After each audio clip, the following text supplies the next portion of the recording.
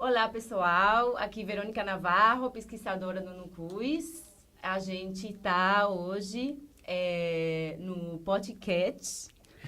Aqui é o Nucus Pod, o podcast do Nucus. A gente, porque a Verônica, ela é uma espanhola argentina linda e tem uma dificuldade com essa palavra.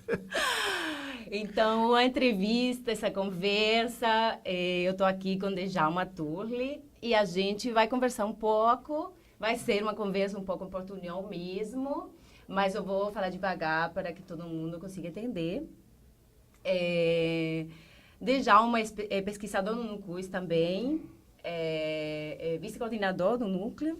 E um pouco eu queria que você contasse para nós como que foi essa chegada sua na Bahia, como foi sua chegada no IAC também e no CUS, né? Ah, bom, é prazer falar sobre tudo isso. Me interessa. Esse percurso é muito, na minha vida, muito importante, porque tem um giro, né, uma marca da minha carreira, que é quando, em 2009, por razões, eu diria, de ordem existenciais, eu penso em sair do Rio de Janeiro, que é onde eu fiz todas as minhas formações. Vivi entre o Rio e Brasília, mas os últimos anos no Rio de Janeiro.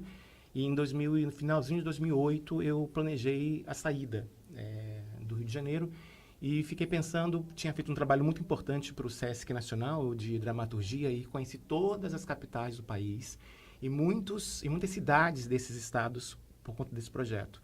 Então, quando eu pensei assim, vou sair do Rio de Janeiro, eu sabia exatamente para onde eu não iria, porque eu tinha um mapeamento muito interessante das cidades. E, para mim, uma cidade grande era importante, uma cidade próxima ao mar era também importante.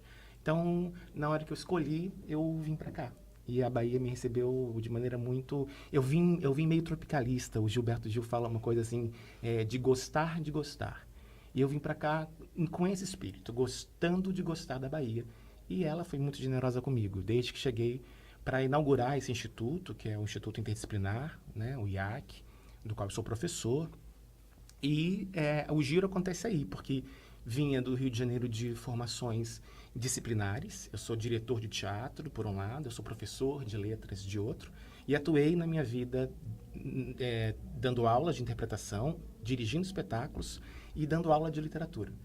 Em algum momento, as coisas começaram a se misturar, ainda lá mesmo no Rio, no finalzinho dessa temporada, quando eu entrei para a Universidade Federal Fluminense como substituto, em 2003, e comecei a dar aula de literatura, só que ao invés de trabalhar com os cânones do romance, eu trabalhava com teatro, com dramaturgia.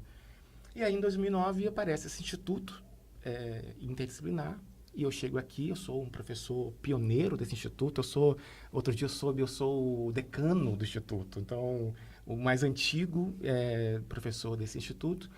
E aí muda muito a minha vida, porque esses caminhos que eram aparentemente separados, eu me vejo obrigado, porque eu estava no instituto em que essas coisas precisavam se misturar. Eu não seria honesto que eu desse aula de interpretação no curso interdisciplinar ou de letras no curso interdisciplinar. Então, foi, de verdade, uma necessidade de reinvenção. E aí, nesse movimento de reinvenção, eu vou montar o primeiro espetáculo, que é O Melhor do Homem, da Carlota Zimmermann. E ainda sem conhecer o Leandro, ainda sem conhecer o CUS, na época ainda era CUS, não era núcleo ainda, e esse espetáculo que abordava uma relação homoerótica me aproximou do Leandro. E aí esse desejo de trabalhar com a dramaturgia homoerótica me leva ao encontro do grupo e ao longo desses 10 anos que eu estou na Bahia, a cada ano fortalecendo mais o caminho das artes dentro do hoje Núcleo de Pesquisa, Extensão em Cultura e Sexualidade. E também dentro da área, da linha de pesquisa no programa de pós-graduação em Cultura e Sociedade, que é o Cultura e Arte.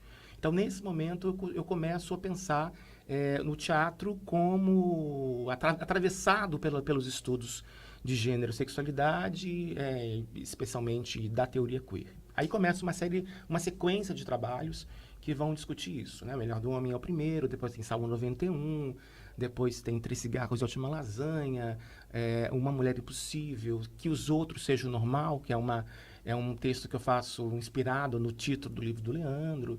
E por aí vai. São mais de 12 produções nesses 10 anos que eu estou aqui na Bahia. O que também que é interessante dizer foi onde eu consegui costurar uma teia de conhecimento sem precisar que o teatro fosse algo isolado e fora da minha produção acadêmica.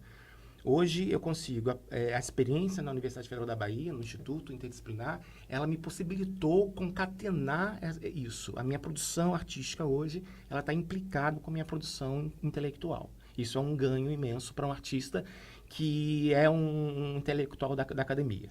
Né? A gente costuma ver, às vezes, caminhos diferentes de colegas nossos que, ao entrar para a academia, abandonam a carreira e vice-versa. E eu tenho conseguido, nesse instituto, fazer isso, que me deixa muito feliz. Eu queria aproveitar para justamente entrar nisso que você acaba de falar, que sempre tinha essa necessidade de perguntar e, às vezes, né, no dia a dia a gente não podia. Como é para você estar em um instituto que é interdisciplinar, mas que a gente sabe que dentro mesmo da academia, as artes ainda elas saem no lugar, não sei se subordinado, mas a gente, às vezes, o corpo, né, dentro do espaço acadêmico, ele não é tão protagonista como outras coisas, né? A gente tem quase sempre muita teoria, muita coisa que ler, e às vezes o corpo não tem esse espaço. Como é para você, quais são os desafios de estar num programa, inclusive até em um grupo, né, de pesquisa, num núcleo, que não todo mundo da arte, que não todo mundo prioriza talvez o corpo, ou talvez, né, essa questão do fazer arte. Quais são os desafios mesmo, né, na sala de aula? Eu sei que o IAC tem espaços que são especificamente para o corpo, o ateliê é um espaço, enfim. Mas ainda essa interdisciplina, às vezes, talvez é uma coisa minha, né, que eu estou colocando assim, não é tão igual, não tão, né? Não, acho que tem razão na sua impressão mesmo. Acho que a gente tem ainda uma herança dentro da universidade muito colonial, né, que valoriza alguns modos de ciência em detrimento de outros. E acho que ao longo dessa história a gente aprendeu que essa linguagem mais positivista, mais científica, mais racional é a linguagem próspera da ciência. E que o corpo e as artes, de maneira geral, elas não serviam para isso, né? As belas letras não eram para conhecimento. E acho que pensar que um instituto interdisciplinar, ele também modifica e ressignifica essa ideia de ciência.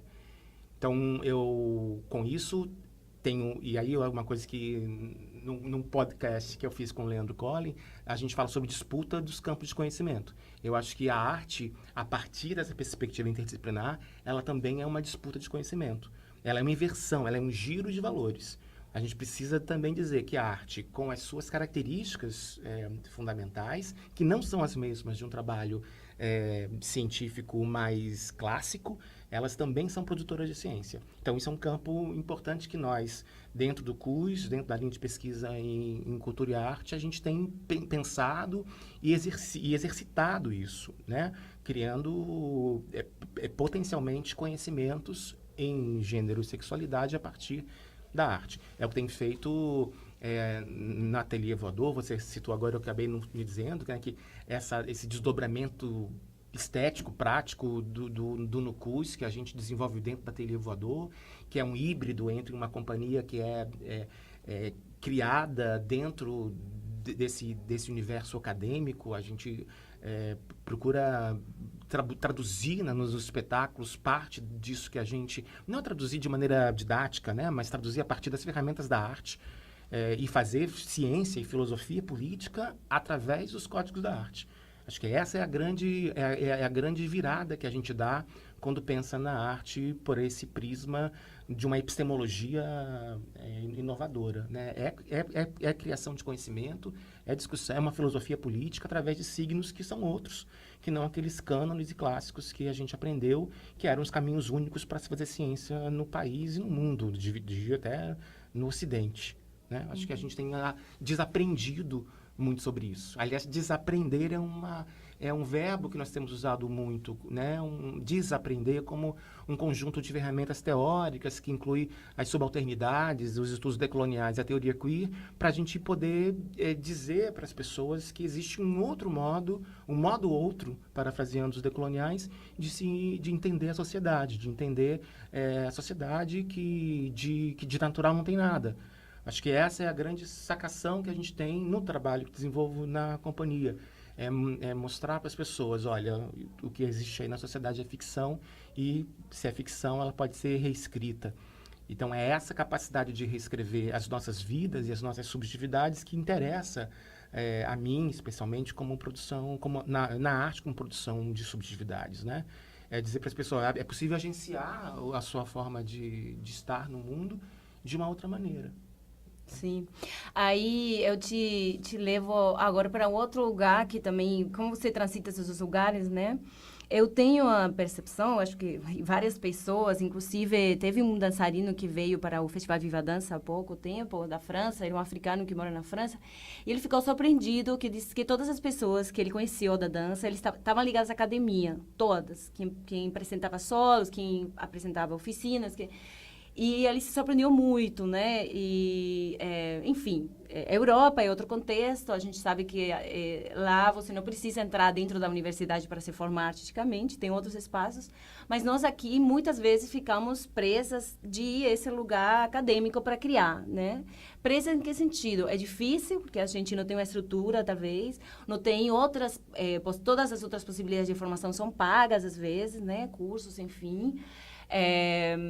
e a gente está em uma situação crítica dos editais, né, do financiamento à cultura. Das políticas públicas culturais, né? Então, isso de como vê você essa criação artística dentro da academia e essa talvez, não sei se falta ou vulnerabilidade desse espaço por fora, né? Eu vejo, por exemplo, várias pessoas entram para fazer doutorados ou mestrados como uma forma de criar artisticamente. Né? Eu venho de um programa que prioriza a criação. Então, eu vejo na minha turma mesma e nas turmas anteriores uma necessidade de entrar para criar, para poder ter um contexto, um lugar para ensaio, até uma bolsa para você poder não trabalhar, que dando aulas. De cachê, né? Então, e é uma situação, enfim, para pensar, né? Como a gente consolida esse espaço artístico dentro da academia sem abandonar esse outro que também existe ou a gente na América Latina precisa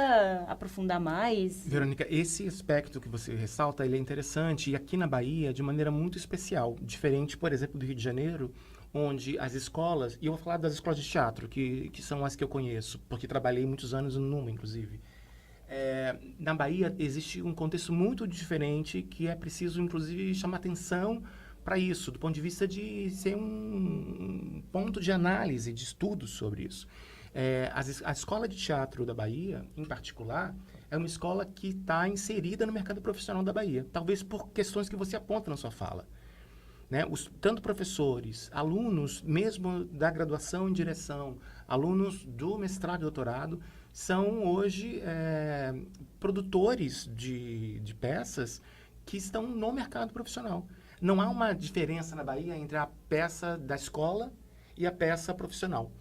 E acho que um pouco por isso. A universidade aqui na Bahia ela tem uma importância histórica, inclusive. Né? Eu acho que essa relação do reitor, Edgar Santos, que construiu um aparato cultural para que Salvador fosse, a UFBA fosse uma referência de modernidade, de contemporaneidade nas artes, na sua criação, com a criação da escola de teatro, com a escola de música, de dança, e trazendo para cá pessoas muito representativas da cena nacional e internacional, modifica muito esse destino que hoje as escolas de artes têm na UFBA.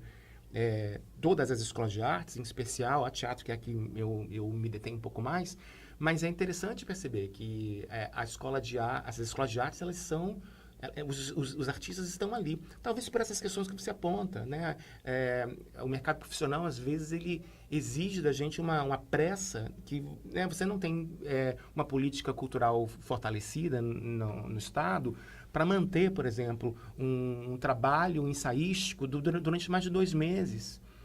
Porque o dinheiro que tem de financiamento é curto, então você precisa, porque nem todo mundo de uma produção teatral, ela está inserida na universidade. Então, você pode estar, eu posso estar, e normalmente o meu trabalho de pesquisa, nos trabalhos que faço, é um trabalho que eu não recebo para fazer, porque eu vejo ele inserido no meu trabalho como professor e pesquisador, mas às vezes você conta com pessoas que são artistas profissionais e que precisam do cachê, porque não tem a bolsa de trabalho, de estudos, do cachê para trabalhar. Então, a gente acaba lidando com esse híbrido. O meu trabalho, ele está um pouco híbrido, porque ele é composto por pessoas da academia, mas também é composto por pessoas profissionais. Então, uma política cultural que pudesse sustentar essas ações, elas são fundamentais. A gente hoje tem um projeto dentro de um edital importantíssimo na Bahia, que é o de manutenção de grupos e coletivos culturais, que durante 2 anos financiou a gente. A gente está entregando agora a última peça, que é o Escorpião, que estreia dia 30 de maio, e com esse trabalho a gente finaliza 2 anos de trabalho, que gerou inúmeras produções teatrais, inúmeros encontros, inúmeros cursos, minicursos, leituras dramáticas. O conjunto de ações é absolutamente especial, e um projeto que deu condições para todos os integrantes da companhia trabalharem 2 anos com dedicação a isso. Agora, com o final do projeto em maio, a gente não sabe muito bem, porque a gente não vislumbra políticas culturais de continuidade. Então, isso dá um certo susto, mas a impressão dos bailarinos estrangeiros sobre essa questão de que os artistas estão vinculados à universidade, eu acho que é uma estratégia de inteligência um pouco desses artistas, mas que é preciso cuidado, porque o caminho de muitas pessoas que fizeram esse caminho foi um caminho sem volta, né? Porque foram para a universidade e se trancaram dentro dos gabinetes e esqueceram que o corpo é a produção de conhecimento e ficaram dentro dos seus gabinetes falando sobre outras coisas. Então, é um caminho perigoso, mas é um caminho que pode dar muito certo. E é um caminho que eu, o tempo todo, fico pensando sobre ele, né? Porque, de fato, o meu lugar de produção de conhecimento é no palco. Então, eu me divido, eu também estou no gabinete, mas o meu lugar de conhecimento é o palco. E isso é uma disputa de conhecimento importante política. E muitas vezes aí eu penso esse lugar do NUCUIS como fundamental no sentido de refletir sobre a prática. Muitas vezes em outros programas de arte, a gente não tem esse espaço de discussões sobre gênero, sexualidade, a gente faz coisas, ou fora, né, quando você não está ligado à academia, penso assim, a academia permite pensar e refletir sobre essa prática também e poder se articular com outras questões que... Enfim, a universidade ainda é um lugar conservador, as escolas de arte são conservadoras ainda. E eu vejo, assim, pelo menos para mim, foi muito importante poder refletir sobre a minha prática, questioná-la, armar e desarmar o tempo inteiro ela, com os olhos do gênero e a sexualidade, né? Então, acho que, nesse sentido, no curso é fundamental e uma questão bem interessante poder aprofundar essas questões que ligam a academia com o fazer artístico, né? Enfim, só para poder fechar, né? Que não é um fechar, senão é um deixar aberto para perguntas e tal. Como você imagina, nesse contexto, essa continuidade do grupo, do fazer, desses programas interdisciplinares também? Como você está imaginando esses anos para frente e como nós podemos articular, resistir, enfim. Eu sei que uma pergunta é bomba, mas... Às vezes dá um certo desânimo, sabe, Verônica? Eu há uma semana vivi uma situação muito, muito pesada, assim, do ponto de vista da minha produção. Ano passado, eu adaptei um texto, que é um texto... Bom, pra gente que é da área de gênero e sexualidades, é um texto, eu diria... eu só não diria clássico, porque clássico é pouco queer. Mas é um texto importante na nossa produção bibliográfica, nossa leitura bibliográfica, que é um texto do Preciado, que chama Da Filosofia como Modo Superior de Dar o Cu. Apesar do título provocativo, É um texto que critica o antiédipo do Deleuze. É uma construção filosófica muito arrojada e sofisticada do Preciado. E me interessou traduzir isso para a linguagem teatral através do que eu tenho chamado de uma conferência performática. E essa conferência eu mesmo faço. Eu não sou ator, mas eu sou palestrante, professor. Então, é muito mais confortável para mim esse papel do conferencista. Então, ela foi preparada para isso, para que eu falasse nos congressos por aí afora. E em 2018, a gente faz uma leitura pública dessa peça lá no nosso ateliê. Algumas pessoas assistem, o resultado é muito positivo. E agora, há uma semana, uma pessoa resgatou o card dessa publicação, que já tem quase um ano. E o título, simplesmente o título, sem nenhum tipo de mediação, sem nenhum tipo de qualquer tentativa de conhecer do que se tratava, eu fui, durante 4 dias, humilhado, avacalhado, ameaçado de morte por conta do texto. Então, assim, a situação atual da nossa pesquisa, ela me preocupa. E não preocupa só porque pode acabar financiamento, porque pode acabar... me preocupa porque eles querem matar a gente. Isso me preocupa. Mas essa preocupação, depois que passou o susto, me veio a sensação de que não é preciso que a gente entenda o nosso papel de resistência, né? E acho que é isso. Nós aprendemos com quem veio antes da gente. Então, quando você vê que durante a ditadura as pessoas tomaram porrada, aqui no Brasil, as pessoas tomaram porrada na saída do teatro. Os atores eram espancados pela polícia, as peças eram proibidas. E mesmo assim, havia um ato de resistência profundo. Então, conhecer a nossa história teatral, ela fortalece nesse sentido. Então, é a partir dessas referências que eu te respondo. A gente vai continuar e vai continuar resistindo apesar de tudo. Apesar de você, amanhã há de ser outro dia. Obrigado. Muito obrigada. Tchau, gente. Tchau, gente.